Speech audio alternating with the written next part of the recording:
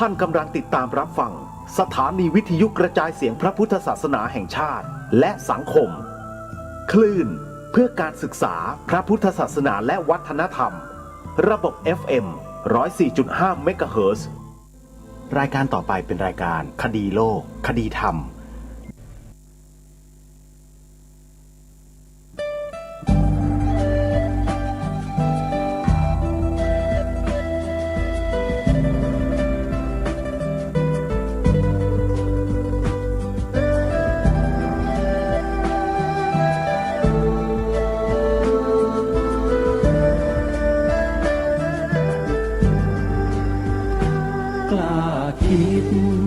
ต้องกล้าทำอย่ากลัวถ้าทำความดีเร่งศึกษาปัญหาให้ทันท่วงทีเมืองไทยจะพัฒนากว่านี้รายการดีคดีโลกคดีธรรมขอรำพันบรรยายความคิดเครื่องหมายแห่งสีทั้งสามงามถนัดขาวคือบริสุทธิ์สีสวัสดิ์หมายพระไตรรัตน์และธรรมะคุมจิตไทยแดงคือโลหิตเราใสซึ่งยอมสละได้เพื่อรักษาชาติศาสนาน้ำเงินคือสีโสภาอันจอมประชาพระโปรดเป็นของส่วนองค์จับริ้วเข้าเป็นไตรรงค์จึงเป็นสีธงที่รักแห่งเราชาวไทย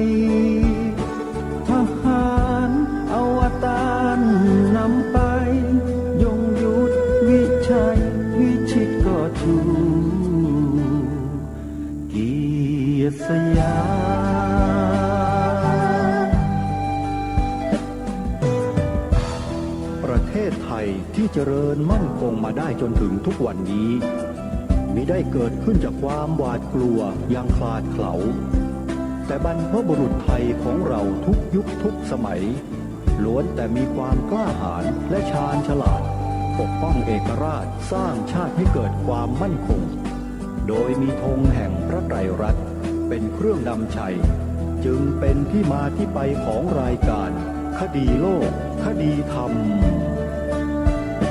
กล้าคิดก็ต้องกล้าทำอย่ากลัวถ้าทำความดี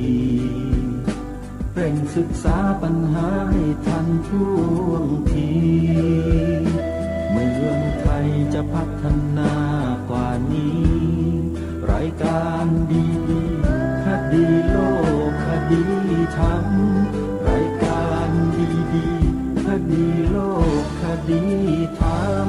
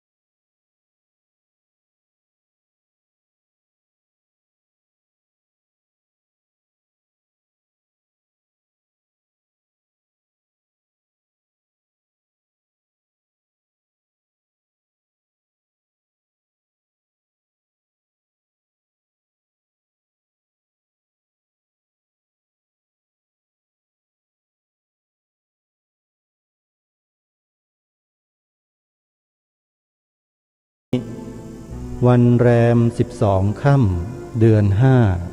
5วันนี้ตรงกับวันศุกร์ที่ 9 เมษายนพระพุทธศักราช 2564 รายการคดีโลกคดีธรรมมาพบกับท่านผู้ฟังเป็นปกติทุกวันจันทร์ถึงวันศุกร์และวันเสาร์อาทิตย์ทางสถานีวิทยุแห่งนี้ท่านผู้ฟังสามารถติดตามรับฟังรายการนี้ได้เป็นประจำทุกวันโดยการดาวน์โหลดแอปพลิเคชันที่มีชื่อว่า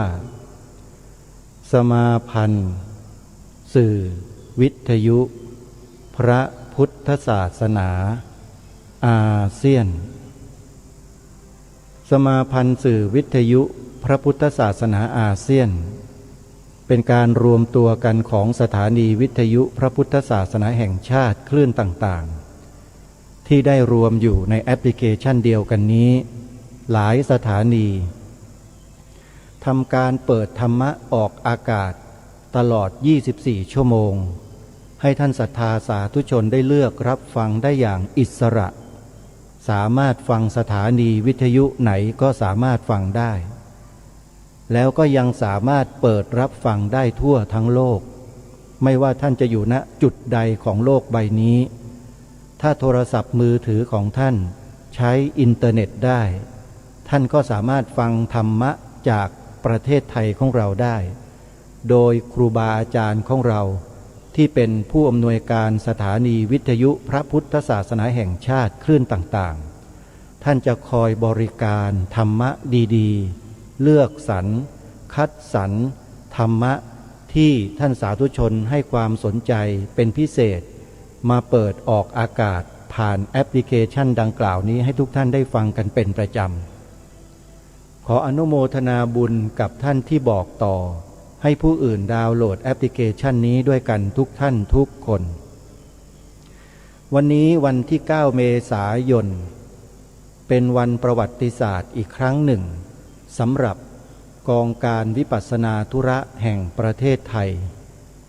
เนื่องด้วยอาตมาภาพได้เดินทางมาที่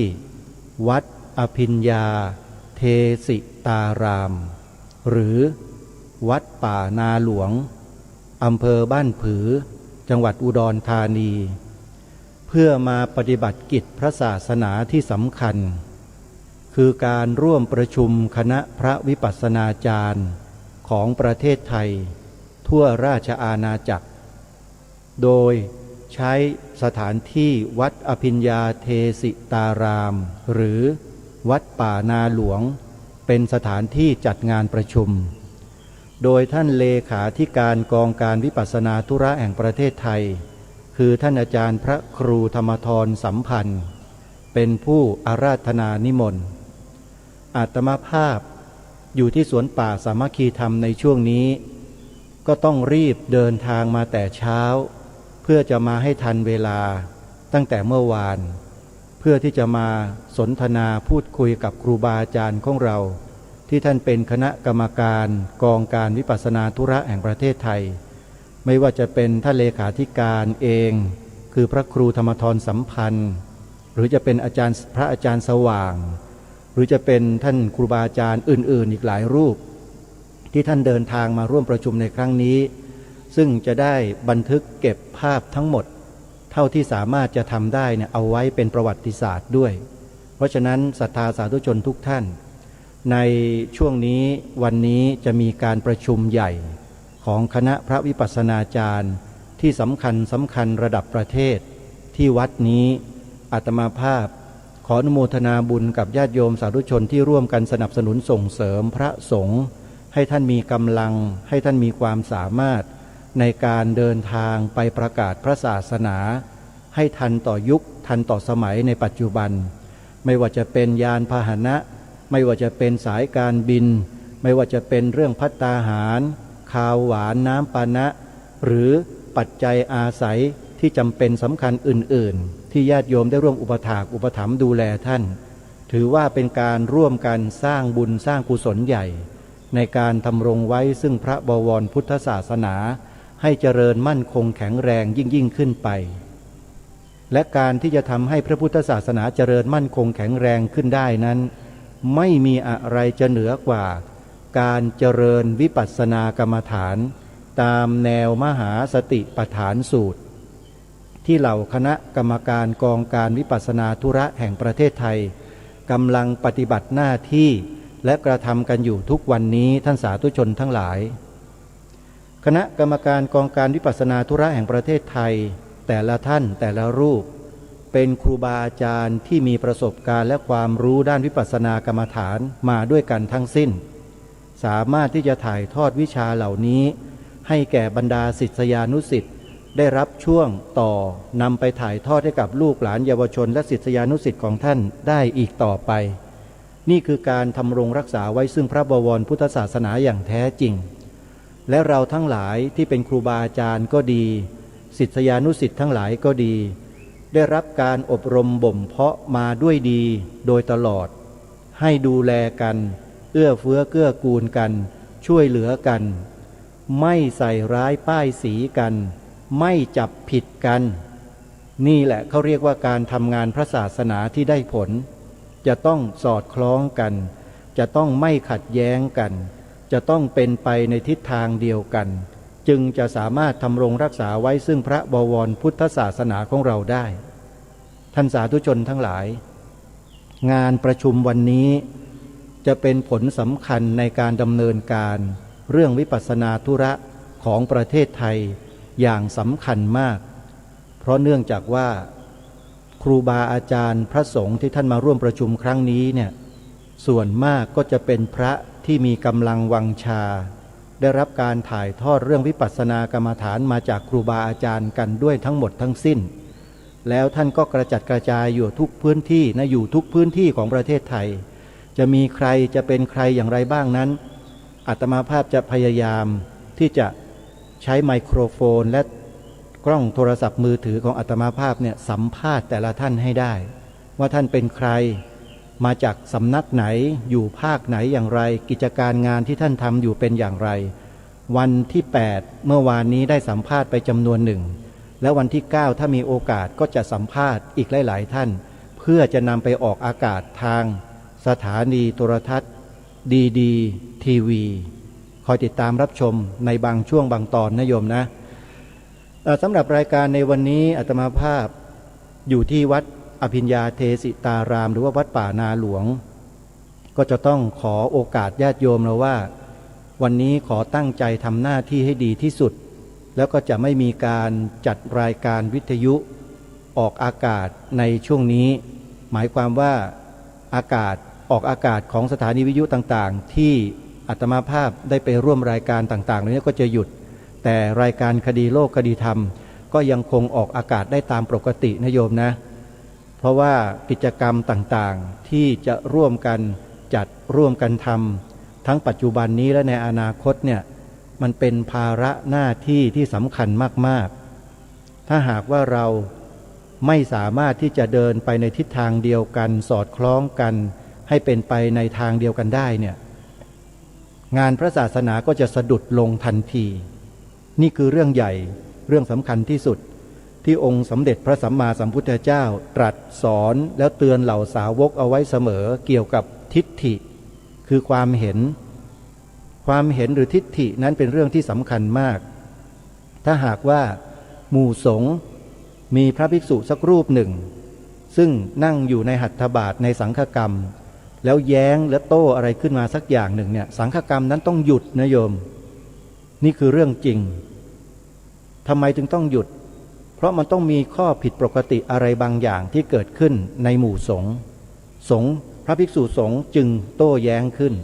และเมื่อโต้แย้งขึ้นในหมู่สงฆ์ก็ต้องให้โอกาสผู้ที่โต้แย้งนั้นอธิบายความอธิบายมาแล้วผู้รู้ทั้งหลายที่อยู่ในหมู่สงฆ์จะพิจารณาจะฟังแล้วก็ทบทวนสอบทวนถามให้ได้ความเสร็จแล้วก็ตัดสินว่าสังฆกรรมนี้ควรจะดำเนินไปต่อหรือไม่หรือจะต้องหยุดลงเพราะอะไรนี่คือสงฆ์โยมขัดแย้งกันไม่ได้เลยถ้าขัดแย้งต้องหยุดนี่คือน้ำพระทัยขององค์สมเด็จพระสัมมาสัมพุทธเจ้าที่ทรงวางหลักการเอาไว้ไม่ใช่ถือหมู่สงฆ์หมู่ใหญ่เป็นความถูกต้องทั้งหมดเสียทีเดียวก็ไม่ได้นะโยมนี่เห็นหรือยังว่าความให้สิทธิเสรีภาพต่อพระภิกษุสงฆ์ที่เข้ามาอุปสมบทในพระศาสนา เมื่อมามีส่วนเกี่ยวข้องส่วนร่วมในการบริหารการพระศาสนากันไม่ว่าด้วยคันธทุระหรือวิปัสสนาธุระอะไรก็แล้วแต่จะต้องฟังสงฆ์ด้วยกันเองในหมู่ถึงแม้ว่ารูปเดียวก็ต้องฟังแล้วก็ค่อยมาว่ากันด้วยเหตุด้วยผลว่ามันมีความไม่สอดคล้องมันมีความไม่เป็นปกติอะไรกันบ้าง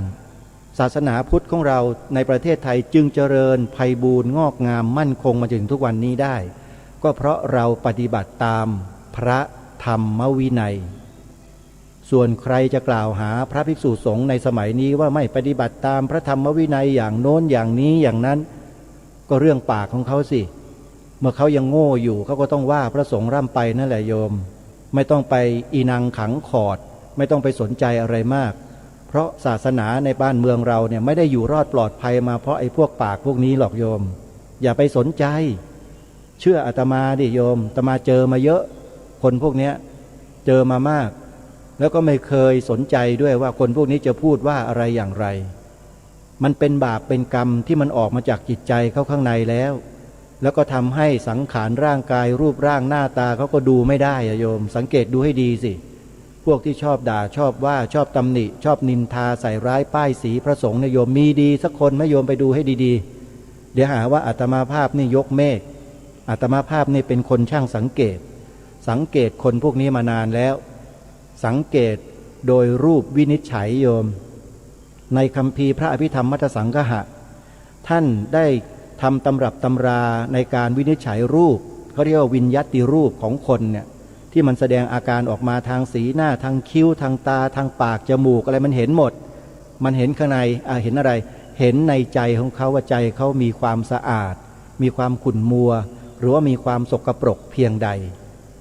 นี่แหละคือวิชาพระอภิธรรมที่อาตมาภาพย้ำนักย้ำหนาว่าปรารถนาจะให้พวกเราชาวพุทธเนี่ยได้ศึกษาเล่าเรียนวิชาพระอภิธรรมมัทธสังฆะกันโยมสนใจไหมที่จะเรียนนะโยมเข้าไปใน Google แล้วพิมพ์คำว่าอภิธรรมโชติกะวิทยาลัยโยมพร้อมจะจดไหมขอให้เรียนเถอะโยมอาตมาภาพขอบอกว่าถ้าเรียนจบมาแล้วเนี่ยโยมจะเป็นเหมือนอย่างอาตมาภาพเนี่ยแต่ไม่ได้หมายถึงเป็นแบบเหมือนกันทุกอย่างวาจาปากแบบนี้ไม่ใช่นะในที่นี้ก็หมายถึงว่าจะมีความรู้ความเข้าใจถึงสถานการณ์ของโลกทั้งหลายทั้งปวงเนี่ยไม่ยากเลยเพราะอะไรเพราะวิชาปรมัตถธรรมหรือพระอภิธรรมมัทธสังฆะที่เราได้ศึกษาเล่าเรียนดีแล้วเนี่ยโยมเข้าใจแล้วเนี่ยสามารถที่จะสังเคราะห์วิเคราะห์สถานการณ์ต่างๆของโลกิยะได้แบบสบายไม่ยากโลกิยะทั้งหลายทั้งปวงมันตกอยู่ภายใต้กิเลส3กองคือโลภะโทสะโมหะหรือภายใต้ของอวิชชาความไม่รู้แต่รู้ไม่จริงรู้ไม่สุดรู้ไม่ถึงเพราะฉะนั้นวิชาการพระอภิธรรมเนี่ยจึงเป็นวิชาการที่จะจันโลงรักษาไว้ซึ่งพระพุทธศาสนาไว้ดีที่สุดอันหนึ่งอาตมาภาพขอบอกนะเพราะว่ามันเข้าไปล้างทิฏฐิล้างความเชื่อผิดของเราในสมัยอดีตที่เราไม่เคยได้สัมผัสไม่เคยสดับไม่เคยได้ฟังไม่เคยได้เรียนรู้มาก่อนเราก็จะโง่งมงายอยู่อย่างนั้นแหละเชื่ออะไรก็ผิดหลงผิดกันหมดทุกคนเลยแต่พอมาเรียนพระอภิธรรมแล้วเนี่ยบวกกับนะต้องบวกด้วยโยมไม่เรียนอภิธรรมอย่างเดียวไม่ได้นะเรียนไปด้วยและต้องปฏิบัติวิปัสสนากรรมฐานไปด้วยอันนี้ยากหน่อยประชาชนคนทั่วๆไปเนี่ยจะปฏิบัติได้ยากเพราะอะไรเพราะว่าอยู่ในครัวเรือนอยู่ในครอบครัวคือถูกครัวครอบอยู่มันจึงยุ่งวุ่นวายอยู่ตลอดเวลาในครอบครัวเนี่ยโยมเรียนมาแล้วมันปฏิบัติยากไงถึงบอกแต่ถ้าเป็นพระสงฆ์สามเณรแม่ชีนักบวชนักพรตในพระพุทธศาสนาที่มีเวลามากเนี่ยโยมสุดยอดถ้าได้เรียนพระอภิธรรมแล้วปฏิบัติวิปัสสนากรรมฐานไปตามตำรับตำรานั้นแบบไม่ยึดมั่นในตำรานะมันบอกเนื่องเป็นเรื่องยากไงโยมยากมากถ้าจะเรียนไปปฏิบัติไปเนี่ยมันจะสงสัยมันจะไอ้นู่นไอ้นี่ตลอดสำหรับคนที่ติดตำราแต่เผอิญคนอย่างอาตมาภาพเนี่ยขอคุยนิดนะโยมเป็นคนไม่ยึดติดตำรานะคือเรียนแล้วเข้าใจแล้วอยู่ในห้องแล้วหยุดไม่เคยมาอ่านตำราทบทวนตั้งแต่ไหนแต่ไรมาตั้งแต่เป็นเด็กมาแล้วนิสัยสันดานมันเป็นอย่างนั้นจริงๆเขาจะให้อะไรนะ ให้เฉลยปัญหาข้อสอบมาอ่านมาทำความเข้าใจก่อนสอบก็ไม่เคยใช้เลยแม้แต่ครั้งเดียวเชื่อไหมเรียนอภิธรรมเนี่ยครูบาอาจารย์ก็ยัดเยียดให้เอานี่ข้อสอบนะมันจะออกแนวนี้นะ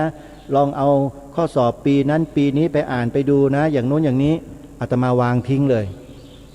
จะไปอ่านทำไมอ่ะในเมื่อเราเรียนมาตลอดทั้งปีแล้วทำความเข้าใจมาตลอดทั้งปีแล้วเมื่อถึงเวลาที่จะทดสอบวิชาการเหล่านี้ที่เราเรียนมาจำเป็นด้วยหรือที่เราจะต้องไปดู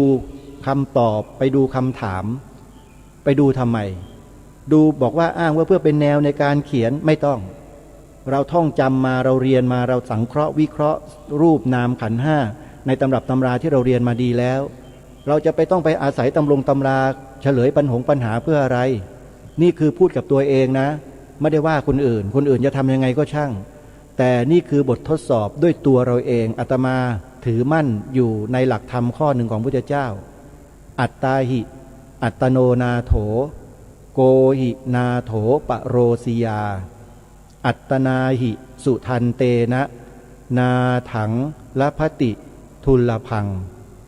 แปลความว่าตนแลเป็นที่พึ่งของตนคนอื่นใครเล่าจะเป็นที่พึ่งได้เมื่อคนมีตนฝึกฝนดีแล้วย่อมได้ที่พึ่งที่ได้โดยยาก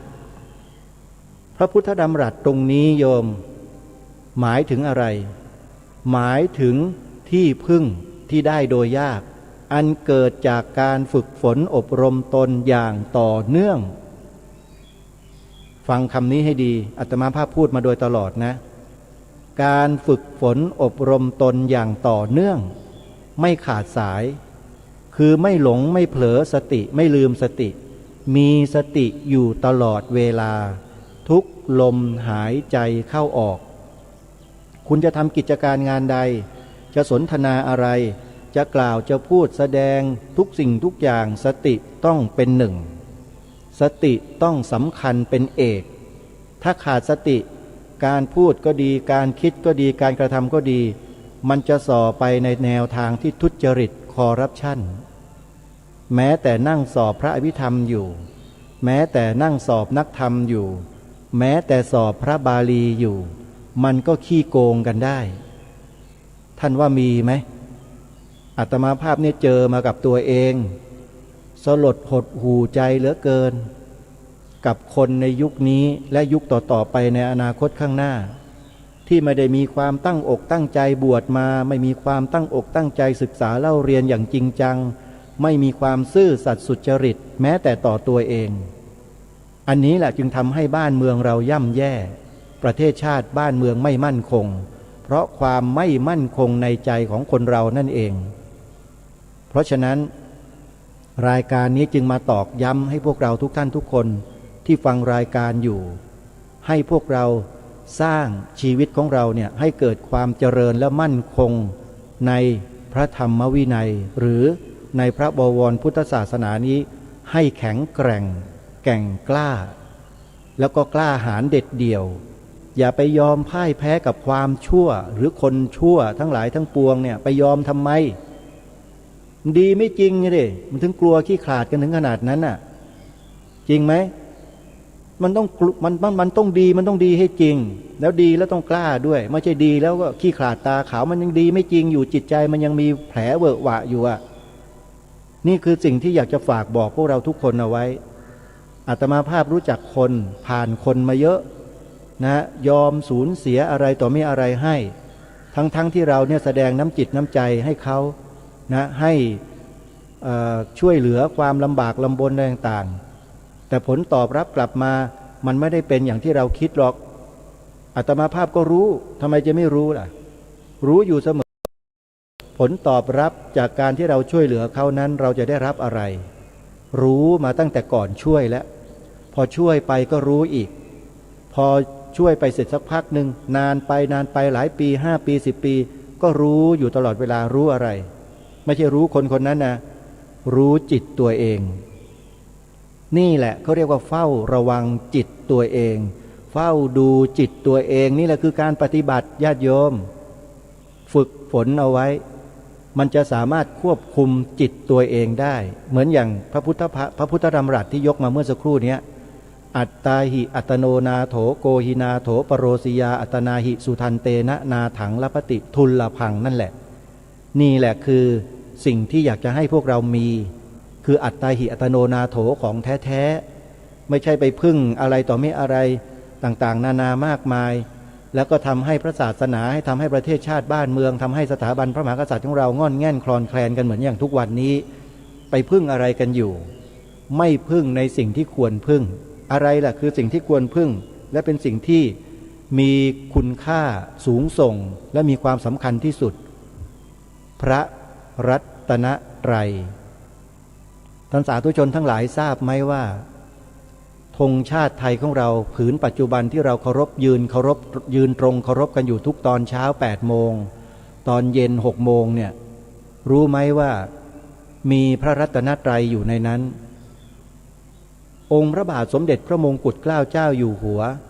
พระราชทานผืนธงไตรรงค์หรือธง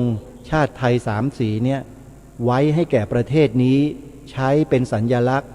เป็นเอกลักษณ์เป็นอัตลักษณ์ของชาติบ้านเมืองแต่ถามว่าทางการไทยไม่ว่าจะทางการไหนก็แล้วแต่เคยใส่ใจเคยสนใจในสิ่งที่พระองค์ได้พระราชทานไว้ให้หรือเปล่าก็คือความหมายพระราชทานธงไตรรงค์ที่มีพระรัตนตรัยอยู่ในความหมายนั้นด้วยโยมลองฟังความหมายดูนะอาตมาภาพหรือกระผมเนี่ยถึงย้ำนักย้ำหนาว่าให้พวกเราชาวพุทธทั้งฝ่ายบรรพชิตและคฤหัสถ์เนี่ยถ่ายทอดสิ่งนี้ลงสู่ลูกหลานเยาวชนลูกศิษย์ลูกหาของเราให้เขาจดจำให้ได้มันเป็นเบื้องต้นของการทำรงรักษาไว้ซึ่งความเป็นเอกราชของชาติบ้านเมืองของเราขอย้ำนะ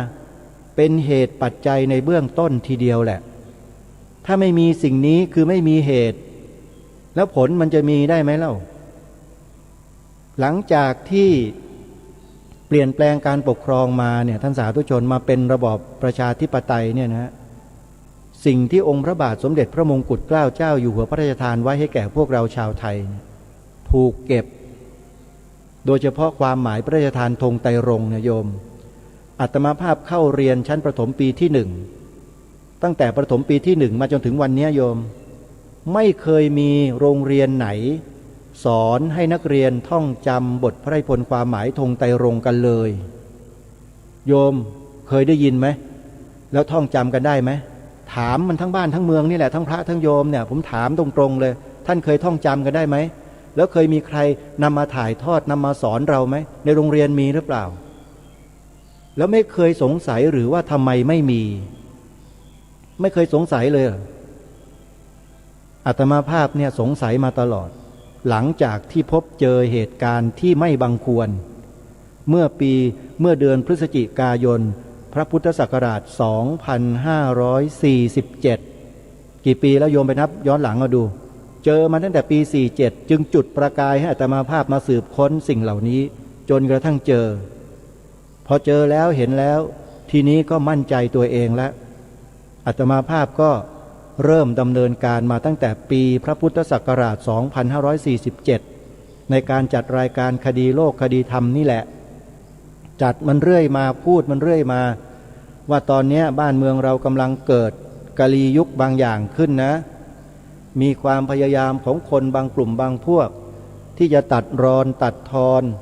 ความเป็นประเทศชาติบ้านเมืองของเราลงนะตอนนี้ญาติโยมพระคุณเจ้าที่เคารพแล้วก็นำเอาหลักฐานเหล่านี้มาเผยแพร่นำมาบอกกล่าวพวกเราชาวพุทธให้ได้รับทราบความพยายามของคนบางกลุ่มบางพวกในการบิดเบือนบทพระราชนิพนธ์ความหมายธงไตรรงค์ขององค์พระมหากษัตริย์ของเราถือว่าทำผิดตามกฎหมายนะ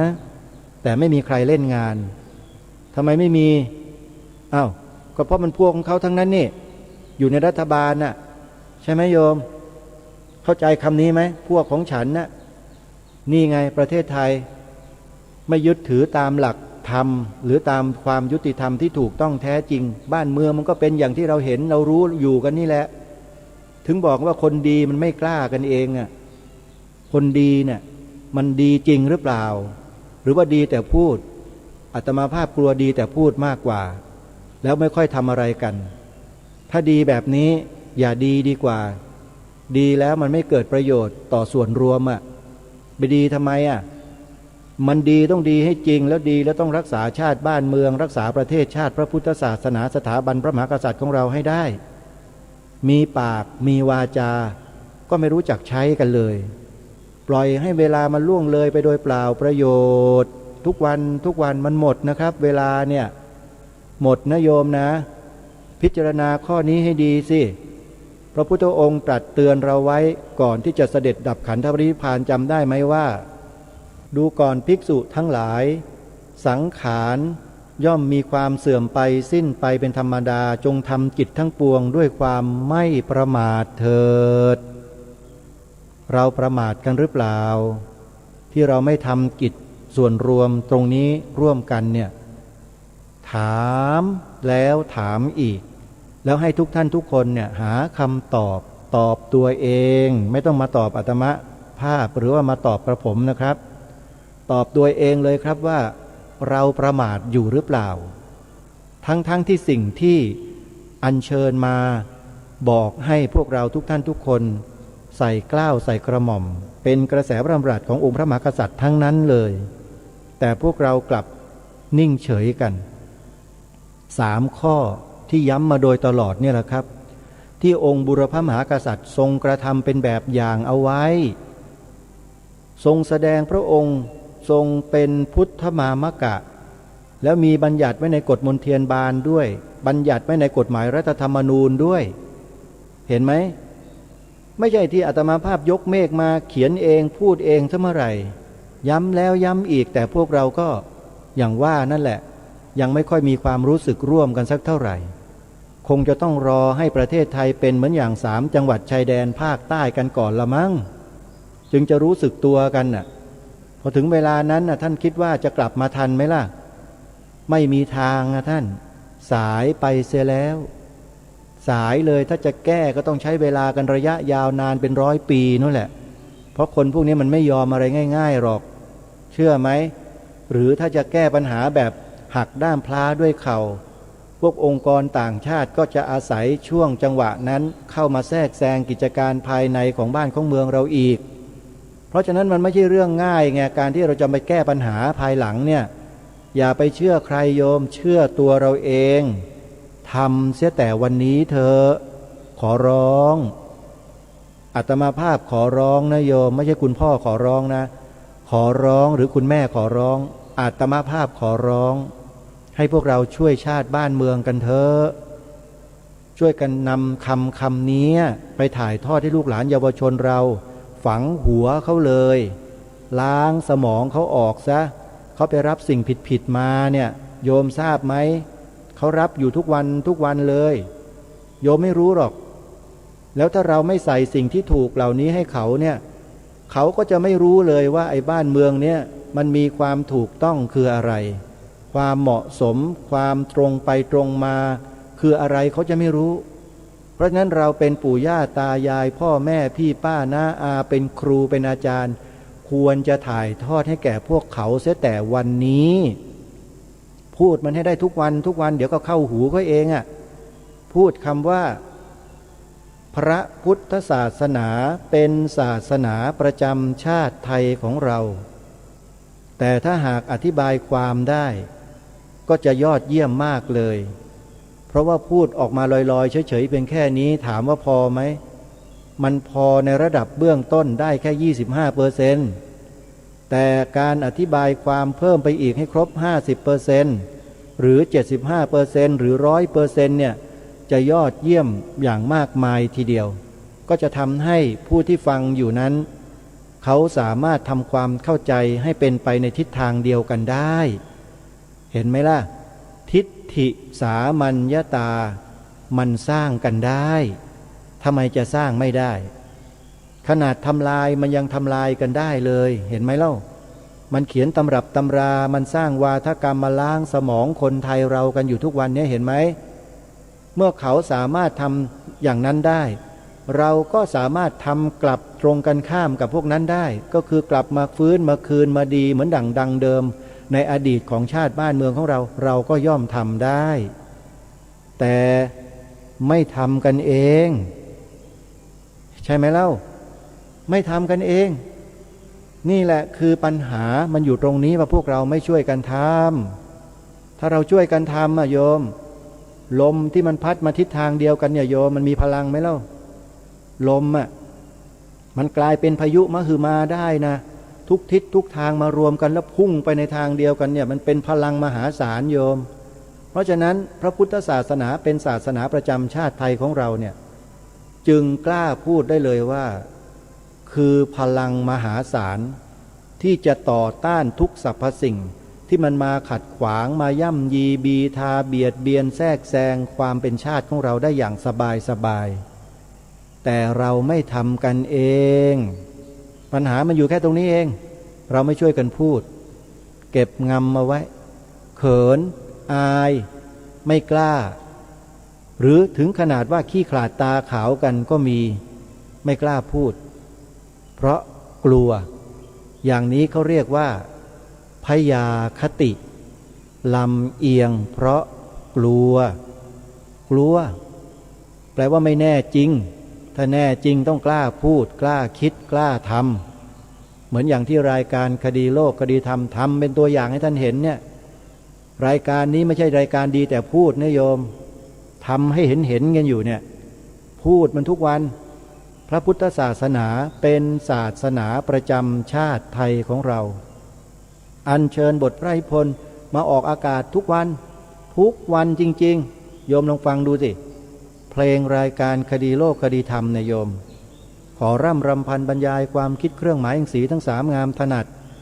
ขาวคือบริสุทธิ์สีสวัสดิ์หมายพระไตรรัตน์และธรรมะคุ้มจิตไทยแดงคือโลหิตเราไส้ซึ่งยอมสละได้เพื่อรักษาชาติศาสนาน้ำเงินคือสีโสภาอันจอมประชาทะโปรดเป็นของส่วนองค์จัดริ้วเข้าเป็นไตรรงค์จึงเป็นสีธงที่รักแห่งเราชาวไทยทหารอวตารนำไปยงยุทธวิชัยวิชิตก็ชูเกียรติสยามเห็นคำว่าพระไตรรัตน์ไหมในสีขาวธงชาติที่องค์พระบาทสมเด็จพระมงกุฎเกล้าเจ้าอยู่หัวพระราชทานไว้ให้แก่ปวงชนชาวไทยประเทศชาติบ้านเมืองไทยของเราไว้ขาวคือบริสุทธิ์สีสวัสดิ์หมายพระไตรรัตน์และธรรมะคุ้มจิตไทยโยมฟังตรงนี้ให้ดีๆนะบทพระราชนิพนธ์ความหมายธงไตรรงค์ความตอนที่เป็นสีขาวเนี่ยโยมฟังให้ดีๆพระองค์ทรงย้ำแล้วย้ำอีกในตอนต้นว่าขาวคือบริสุทธิ์สีสวัสดิ์หมายความว่ายังไงหมายความว่าเป็นสีแห่งความบริสุทธิ์ที่ไม่มีสิ่งอื่นใดมาเจือปนนั่นก็หมายความว่าเป็นความบริสุทธิ์เพียวทรายเท่านั้นแล้วพระองค์ก็ทรงให้ความหมายถึงสิ่งนั้นว่าหมายพระไตรรัตน์และธรรมะคุ้มจิตไทยคืออะไรพระไตรรัตน์ก็คือพระรัตนตรัยและธรรมะที่ออกมาจากพระรัตนตรัยนั่นเองแล้วถามว่าพระรัตนตรัยเนี่ยมีอยู่ในศาสนาใดมีอยู่ในศาสนาใดโยมศาสนาพุทธพระรัตนตรัยมีอยู่ในศาสนาอื่นเหรอมีไหมไม่มีแล้วที่รายการคดีโลกคดีธรรมย้ำมาโดยตลอดว่าพระพุทธศาสนาเป็นศาสนาประจำชาติไทยเนี่ยจริงไหมถูกต้องไหมแล้วทางรายการได้เชิญชวนทุกคนให้มารักษาความจริงและความถูกต้องของชาติบ้านเมืองตรงนี้ด้วยการกล่าวคำว่าพระพุทธศาสนาเป็นศาสนาประจำชาติไทยของเราเนี่ยผิดไหมโยมไม่ผิดแล้วยังถูกต้องด้วยใช่ไหมใช่แล้วทำไมเราไม่ช่วยกันล่ะ โยมไปพิจารณาตัวเองกันนะพระคุณเจ้าด้วยตั้งแต่ข้างบนยันข้างล่างทุกองค์เลยท่านไปพิจารณาตัวท่านเองดูว่าทำไมท่านไม่ทำทั้งที่ทำได้แล้วไม่มีความผิดด้วยแล้วมันเป็นความถูกต้องด้วยแต่ไม่ทำชวนให้ทำความถูกต้องแบบนี้ไม่ทำกันโยมลองดูสิลองพิจารณาดูสิว่ามันคืออะไรเห็นไหมฮะเพราะฉะนั้นที่อาตมาภาพพูดมาตั้งแต่ตอนต้นว่าธงชาติไทยหรือธงไตรรงค์ของเราคือมีพระรัตนตรัยบรรจุอยู่ในนี้จึงเป็นความถูกต้องและความจริงโดยบทพระนิพนธ์ความหมายธงไตรรงค์ในสีขาวทรงย้ำทรงกำหนดไว้เป็นหลักฐานอย่างที่ได้ยกขึ้นมากล่าวเมื่อสักครู่นี้ซึ่งในข้อนี้ใครก็ไม่สามารถที่จะมาบิดเบือนทำลายสิ่งที่พระองค์ได้ทรงพระราชทานไว้ให้ตรงนี้ได้เลยแต่อย่าประมาทมีคนมันคิดบิดเบือนทำลายแล้วมันทำจริงๆด้วยมันอาศัยตอนที่มันมีอำนาจอยู่แล้วมันก็ทำโดยอำนาจนั้นแต่ประเอิญว่าอำนาจนั้นเป็นอำนาจแห่งความทุจริตไม่ใช่อำนาจแห่งความสุจริตแต่ไอ้คนสุจริตอย่างพวกเราเนี่ยไปกลัวอำนาจแบบนั้นน่ะกลัวทำไมเรากลัวนรกดีกว่าโยมเชื่อที่คนเหล่านี้พอตายไปแล้วลงนรกกันทั้งนั้นแหละนั่นแหละแต่เราทำความดีสุดๆไม่ต้องกลัวโยมพบาลเขาไล่หนีเลยบอกไปท่านอย่ามาไม่ใช่ที่ของท่านไปอยู่นู่นบนสวรรค์6 ชั้นนู่นไม่ต้องกลัวโยมมาโธ่กลัวอะไรนี่แหละเพราะเรามันเขลามันเบาปัญญามันไม่ศึกษาให้ละเอียดลึกซึ้งจึงได้เชิญชวนทุกคนมาศึกษาพระอภิธรรมไงอภิธรรมมัตตสังคหะเนี่ยอย่าไปเที่ยวพูดอย่างนู้นอย่างนี้เลยอย่าไปฟังคนอื่นเขาอยู่มาเรียนมารู้มาศึกษาสิแล้วโยมจะทราบแล้วโยมจะรู้กันเองมีครูบาอาจารย์ของเราหลายรูปท่านศึกษาเรียนรู้พระอภิธรรมกันทั้งนั้นแหละท่านมีความสามารถมีความเข้าใจ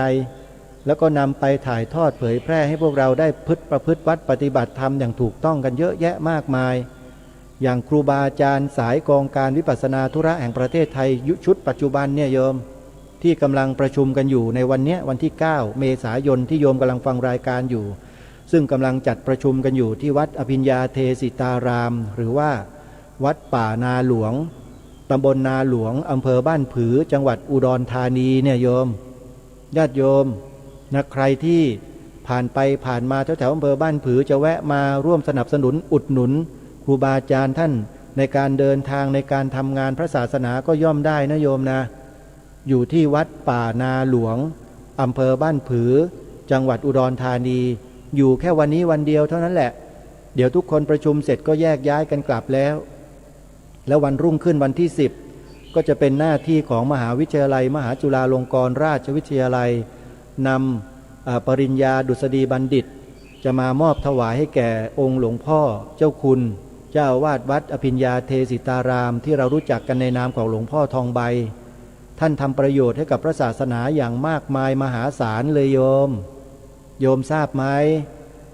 ท่านผลิตบุคลากรทางพระพุทธศาสนาชั้นยอดเยี่ยมจำนวนมากต่อมากแล้วที่เนี่ยแต่ไม่เป็นข่าวโยมเดี๋ยวอาตมาภาพจะให้เป็นข่าวจะนำข่าวไปบอกกับญาติโยมสาธุชนทางจอดีทีวีนะโยมนะซึ่งอาตมาภาพอาจจะไม่ได้นั่งร่วมประชุมตลอดหรอก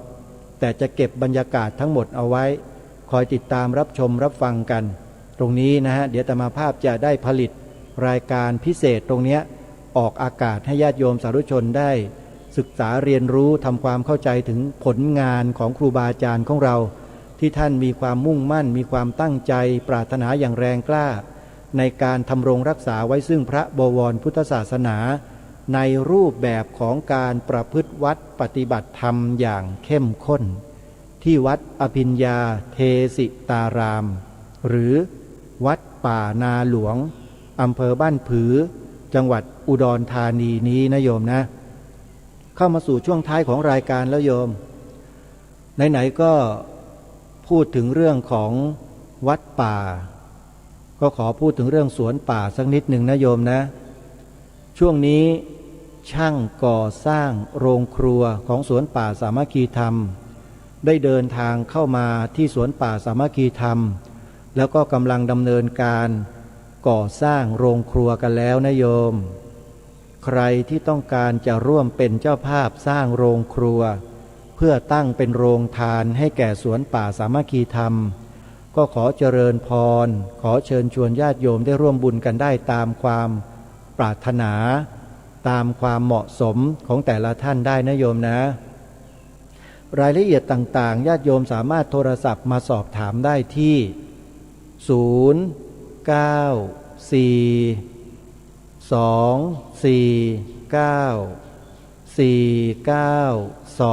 094494924 อนุโมทนาบุญกับเจ้าของโทรศัพท์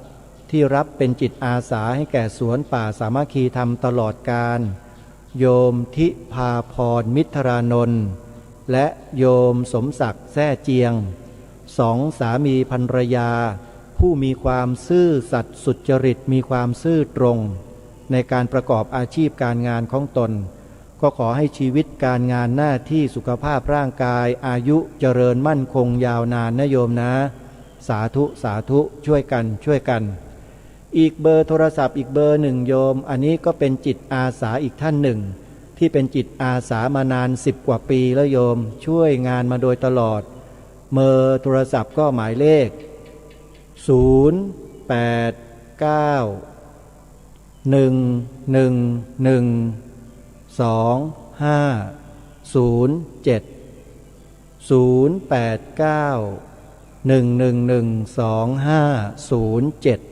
โทรศัพท์สอบถามเรื่องการเป็นเจ้าภาพร่วมทำบุญสร้างโรงครัวกันได้นะโยมนะหรือถ้าหากว่าท่านใดสะดวกจะโอนปัจจัยเข้ามาร่วมบุญโดยตรงก็ได้สามารถโอนปัจจัยเข้ามาได้ที่ธนาคารไทยพาณิชย์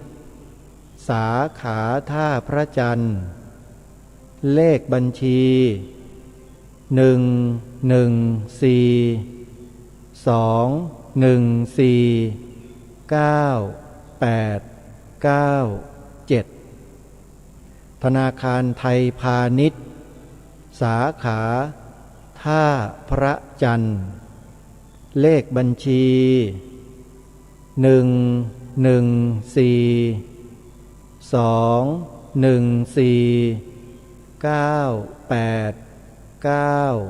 11421498897อนุโมทนาบุญกับทุกท่านนะโยมนะที่ร่วมบุญกับสวนป่าสามัคคีธรรมเมื่อวานนี้โยมอารีเฮมรำกับโยมวันทองเฮมรำได้นำภัตตาหารมาถวายให้อาตมาภาพได้ขบฉันแล้วคุณโยมแม่สนุกก็นำปัจจัยมาร่วมเป็นเจ้าภาพสร้างโรงครัว 1,000 บาทขออนุโมทนาบุญกับทั้ง2-3 ท่านที่เป็นโยมปวารณาเป็นโยมอุปถากอุปถัมภ์สวนป่าสามัคคีธรรมอีก1 แรงโยมอารีเฮมรำกับโยมมันทองเฮมรำนั้นเป็นพ่อค้าแม่ค้าขายของตลาดนัดนะอยู่ที่ตลาดนัดภายในจังหวัดสุรินทร์นี่แหละโยมใครที่เห็นรถตู้เก่าๆแล้วเขียนข้างๆรถตู้ว่ามนุษย์รากหญ้ายอดพ่อค้าหัวใจทรนงคนนี้แหละโยมถือไมโครโฟนประกาศเชิญชวนพ่อแม่พี่น้องมาซื้อข้าวซื้อของราคาถูกทุกอย่าง20 บาทมีที่นี่ที่เดียวนั่นแหละคือโยมอารีเฮมรำตลาดนัดในสุรินทร์นะโยมร่วมกันสนับสนุนร่วมกันส่งเสริมนคนซื่อสัตย์สุจริตอย่างคุณโยมอารีเฮมรำนะโยมนะได้บุญได้กุศลด้วยขออนุโมทนาสาธุขอให้ขายดีนะขอให้ขายดีมนุษย์รากหญ้ายอดพ่อค้าหัวใจทรนงไปที่ไหนก็มีแต่คนต้อนรับ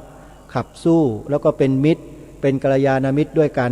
ขอให้ทุกสิ่งทุกอย่างที่ปรารถนาสำเร็จทุกประการทุกท่านทุกคนนะโยมขออนุโมทนาสาธุเวลาของรายการหมดแล้วโยมเดี๋ยววันพรุ่งนี้พบกันใหม่ขอสมุติยุติรายการไว้แต่เพียงเท่านี้ก่อนขอความสุขสวัสดีในธรรมแห่งองค์สมเด็จพระบรมศาสดาสัมมาสัมพุทธเจ้าจงปรากฏเกิดมีขึ้นในจิตใจของท่านผู้ฟังทุกท่านทุกคนเทินขอเจริญพร